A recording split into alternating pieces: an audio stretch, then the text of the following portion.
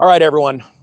The Home Depot, this place, is starting to show cracks in the economy, and the cracks are getting wider and wider. And this is an excellent time to be watching how these cracks develop in the U.S. economy. It's not just Home Depot. Target and Lowe's are showing that the consumer is tapped, that spending habits have changed, and this is the most amazing barometer for the real estate market. I'm going to dive into the story from CNBC, and then I'm going to show you ways to make money from it. And I want you to check out one link. The link is down below. Read the copy on it. This is a game changer for anyone that wants to invest in the real estate market, especially during downtimes, as this company, which was the first bellwether in a sign during 2005, mid-2005, that things were shifting in the real estate market, and people that heeded the warning made lots and lots of money. So take a look at that link down below. It's the Black Friday sale on a 2-course bundle that I built. And no joke, that price is about 10% of what it costs around the nation to learn that skill in real estate. All right, here we go. This is out of CNBC. Home Depot cuts earnings outlook as home improvement demand falls short of expectations. It says here, on Tuesday, Home Depot cut its full-year profit forecast and missed Wall Street's earnings expectation for the third straight quarter as it saw weaker home improvement demand, tepid consumer spending, and lower than usual storm activity. It's funny how the economy always wants to blame storms. It's a good, we're just going to blame everything on the storms. Here's something that you need to understand. I told people on the channel about a couple of weeks ago that you're going to start seeing companies all throughout Wall Street start giving lower guidance going into the end of the year. Can you guys do me a favor? Type yes or no if you remember me saying that. I said it's not just going to be home improvement. It's going to be all kinds of companies, especially auto manufacturers, auto sales companies, things like that. They're going to start putting out lower expectations because what just happened to the economy in 2025 has been this massive jolt with a handful of bankruptcies that are leading to a lot of bank coming failures in 2026. That's being proven because the Federal Reserve is out there injecting money into the banks at a tune that we haven't seen since when the government shut us all down and tried to get us to wear masks. Type yes or no if you did that. All right, so it's awkward for me as a fireman going into hospitals. No bueno.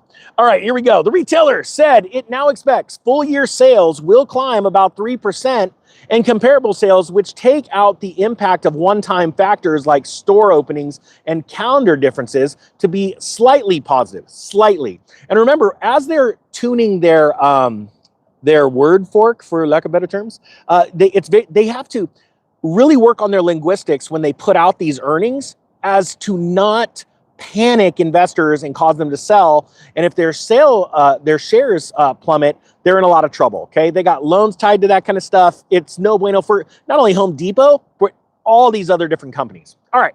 Says here that this information compares with its previous expectations for full-year sales to grow by 2.8% and comparable sales to increase by 1%. Now, another thing that's important about, when you see sales numbers slightly going up, you have to understand right now that there are news stories around the country where home improvement stores are actually closing their doors. They're just shutting down. As a matter of fact, Home Depot is shutting some of their stores down as well. We've covered that story earlier too. Now, it says here, Home Depot expects full-year adjusted earnings per share to decline by about 5% from a year ago. This was compared with its prior expectations that they would fall about 2%. So now they originally said, our sales are going to follow, or they're going to, our adjusted earnings per share are going to fall about 2%. Now it's 5%. So we're seeing this ratcheting up. It's actually getting worse.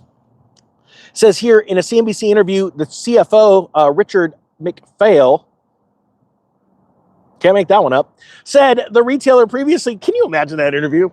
Mr. McPhail, how do you plan to succeed? Well, I don't know.